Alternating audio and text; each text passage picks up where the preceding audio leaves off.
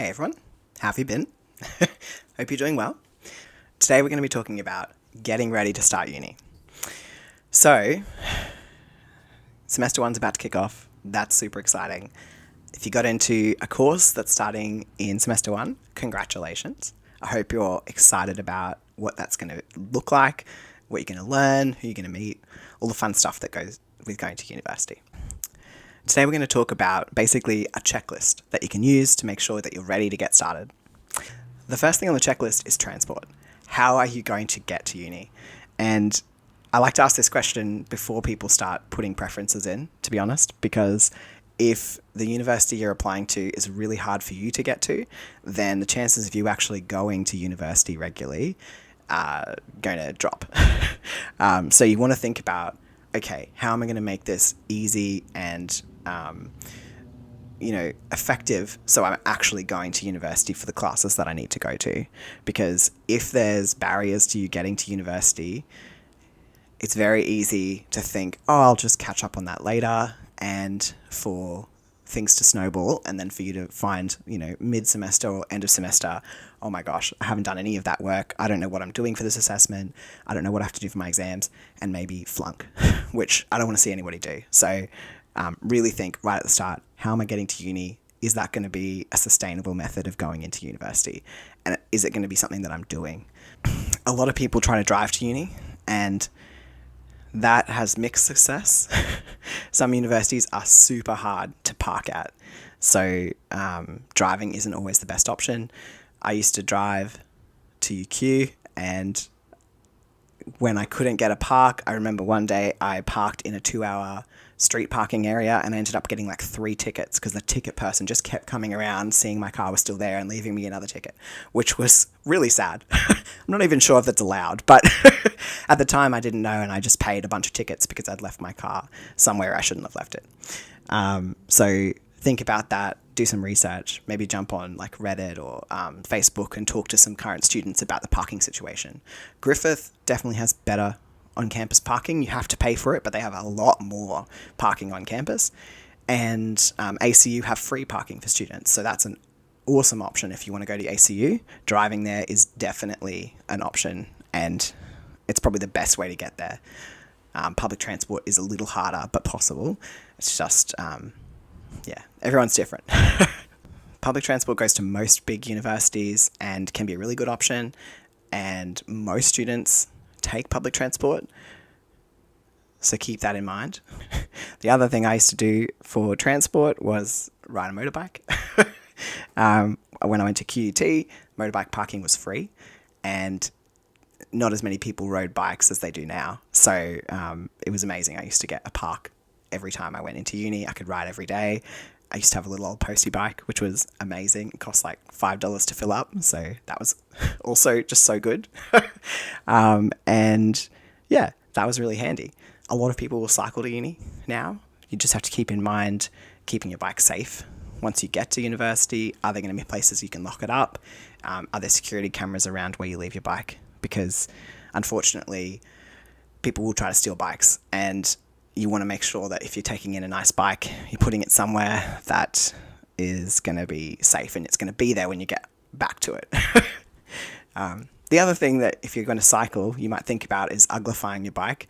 I might put a link in the description to a great post about making your bike look really unattractive, which may not be great if you're wanting to make new friends. You might want to roll up on a cool bike, but if you don't want your bike to get stolen, uglifying it is a really nice way to make it a less attractive target for potential bike thieves. Okay, so transport, number 1. Number 2, supplies once you get to university. So supplies for uni-wise, you want to think study supplies. You want to think supplies that are going to make your day fun and comfortable. So study supplies-wise, you need stationery, you need, note-taking stuff, folders, notebooks, pens, that sort of thing. Your laptop, you want a laptop that's going to last a full day, battery-wise. But then you also want things that are going to make your day comfortable. So, keep cups, water bottles, Tupperware, snacks, a comfortable bag that's easy to carry around, and comfortable shoes, because you're probably going to be walking everywhere.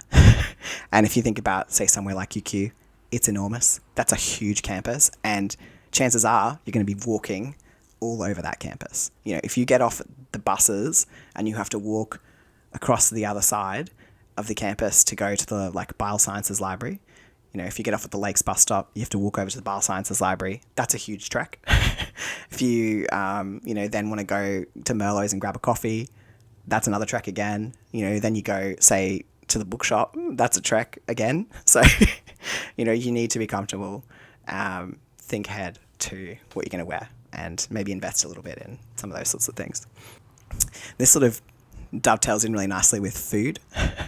Food and drink, you want to be thinking about your plans. Are you bringing food in?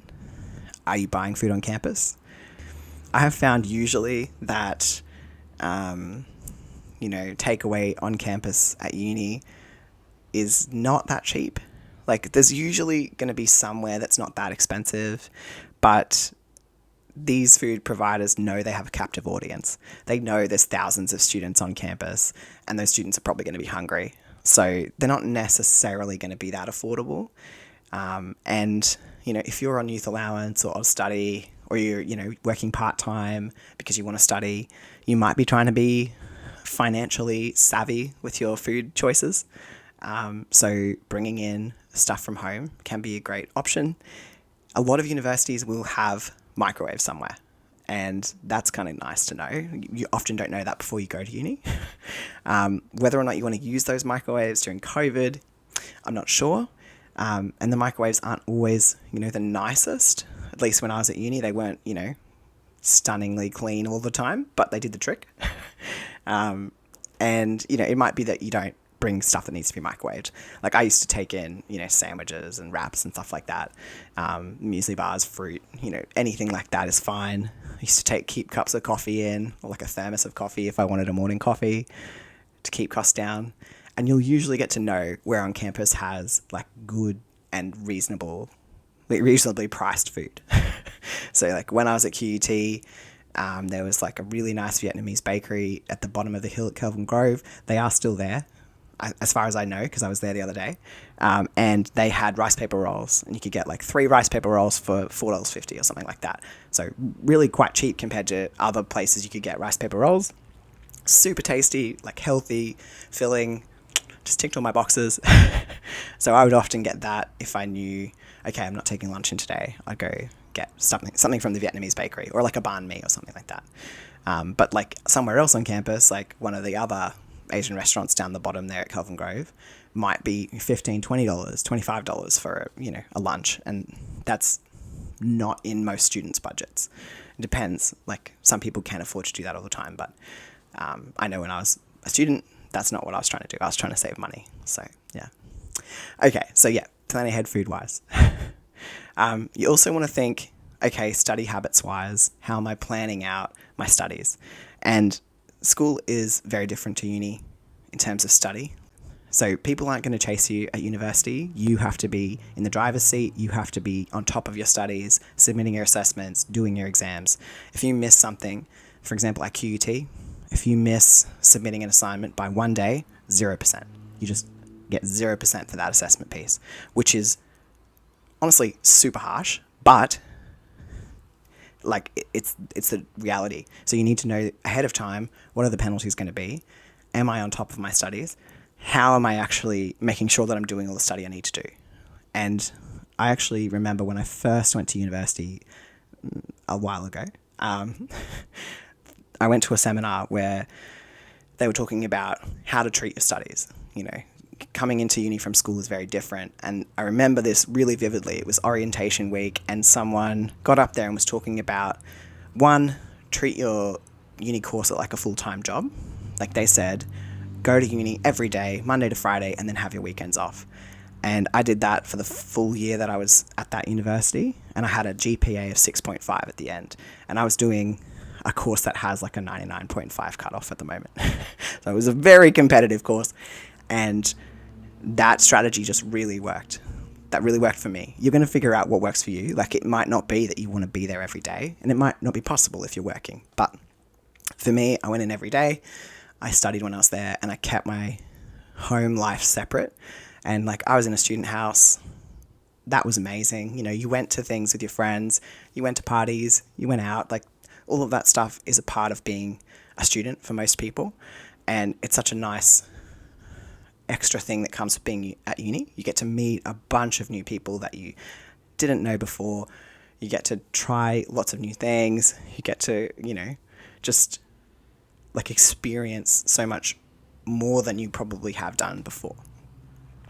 And I think if you can separate out your study and your personal life, it makes it so much easier to have a nice time when you're not studying. If your study isn't creeping into wherever you're living, then it can be a lot easier to do other stuff. That checklist item is have an idea of how you're going to organise your studies this first semester. Have you got a planner? Where are you going to be studying? What's your study routine going to look like? Really important stuff to think about beforehand. Then you want to think about the other things that might be helpful to know going into your first semester of study. Do you know where the support services are if you need them? Do you know what kinds of support services there are? Do some quick research about that so you have some idea of who's there if you need them. And it might be that you also have a look at what kinds of workshops the library are putting on, what kind of workshops are the academic learning services putting on, so that if there's one there about, transitioning to uni for the first time, nailing your first semester, you might want to go to that because it could really help you. You probably also want to have a think about, what other stuff do I want to get involved in on campus? A lot of people don't think about this stuff until Market Day, and I'm not sure if Market Day is going to happen for universities this year. Market Day is usually in orientation week, and there's usually booths from like heaps of different things around campus so that you have an idea of, what kind of cool stuff could I get involved in while I'm here? And usually all the clubs and societies will be there. And if you've not looked at the student clubs and societies at your uni yet, jump online, have a look, because you'll usually find there's a bunch of fun ones on there. Like QUT have, heaps of different faculty-based ones, and then like Quidditch and other things like that. Same with UQ, they have heaps. I think they probably have the most out of the Brisbane unis. They have like a chocolate appreciation one. They had a Doctor Who one when I was there. They have just science for fun ones that you can go to if you're not a science student. I remember going and trying random experiments just for the fun of it, which was really nice, and meeting some other people I didn't know. There's heaps of stuff like that you can get involved in. It's usually a couple of dollars to get involved in those clubs. Then there's usually going to be social sport and uni sports that you might want to get involved in. There might be specific on-campus activities you want to do. There might be dance or something that happens every Wednesday. There's usually a market that happens now and then, depending on where you're studying. There's usually just heaps of stuff that's going to be happening alongside your degree. And having a sense of what that stuff is and scheduling it into your calendar of stuff can be really helpful, so you don't feel overwhelmed by all the different things you have going on when you start your first semester. And then you also probably want to think about how are you working your other commitments into your study schedule at uni. Have you got work? Have you got other commitments in your life that you need to take care of? And that's where a study planner or a calendar or a to-do list or whatever tool works best for you is going to help you, keep track of that stuff. Usually I find a semester planner and a weekly planner is a good idea, and a to-do list as well, so you can kind of keep track of all the things you need to get done, move them into, say, a weekly planner, so you're trying to tick them off on different days. And then that semester planner gives you the big picture, when are your exams, when are your big assessments due, so you are planning ahead, making sure those things are getting done. Okay, let's do the checklist from the top. So, transport, have you figured out how you're getting to uni? And do you think it's going to be a sustainable way to get there? Are you actually going to go to uni if you take that transport method? Have you got your supplies sorted? Have you got study supplies? Have you got supplies that are going to make your days comfortable and fun? Comfy shoes, drink bottles, keep cups, comfortable bag, things like that. Have you planned out how you're going to get food while you're at uni? Are you bringing stuff in? Have you had a look around at what's on campus that is affordable or meets your dietary needs or things like that? Have you thought about how you're going to organize your studies? What's your mindset going in? Have you got a planner? Do you know what your routine's going to look like? Are you committing certain times of your week to study? Because it's a good thing to think about that beforehand, knowing that you're going to be in the driver's seat. You have to take control of your studies in uni. Have you thought about support services? Do you know what's out there? Yes, no? do a bit of research. Have you thought about the social stuff you want to get involved in so you can make new friends, learn new things while you're there?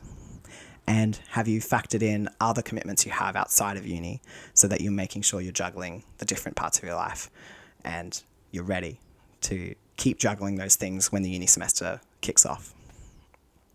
Okay. Hopefully this checklist helps you get mentally prepared and physically prepared to start the uni semester. Good luck.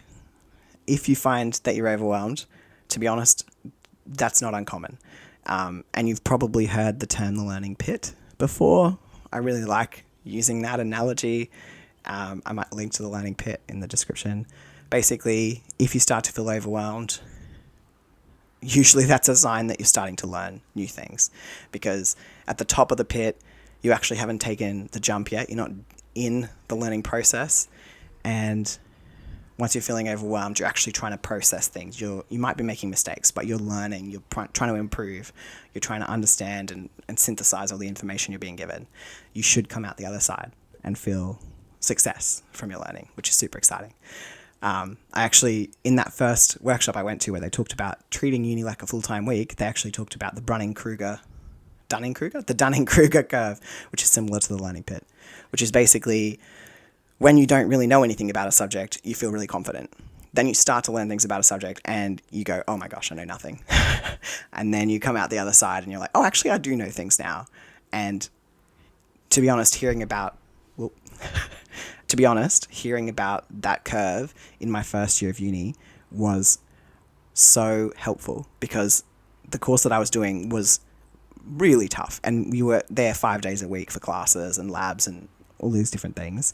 And it was like, I did get a very high ATAR, but this course was full of students with really high ATARs, and it was a lot of work and it was really challenging.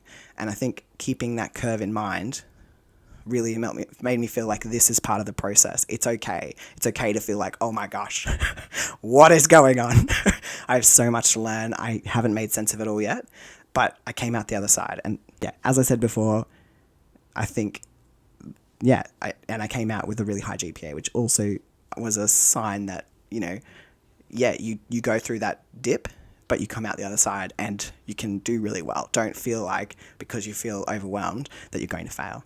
You just have to keep pushing through and you should come out the other side. And if you feel like you're not coming out the other side yet, that's when you put your hand up and you try and get support from other people around you. Maybe there's a study group you can go to. Maybe there's what they call PASS, which is like a peer-assisted study session with students who've taken the course that you're doing the year before and done really well. Those sort of study sessions are so helpful. Maybe there's something at the library you can go to. Like, reach out for support so you can get your head around what you're doing and you can get the tools and strategies and things that you need to succeed. Okay, cool. That's enough talking about that. But basically, good luck. Hopefully this checklist helps you to think about all the stuff you might want to think about before you start uni. And if you need a hand, always put your hand up and try and get some support from someone. You can do this. If you want to see other videos about going to uni and careers and the future of work and things like that, you might want to like this video and subscribe to this channel. And you might want to check out my blog as well, where I post a lot of stuff that actually doesn't end up on the YouTube channel. Yeah. All right. Good luck. Have a lovely day.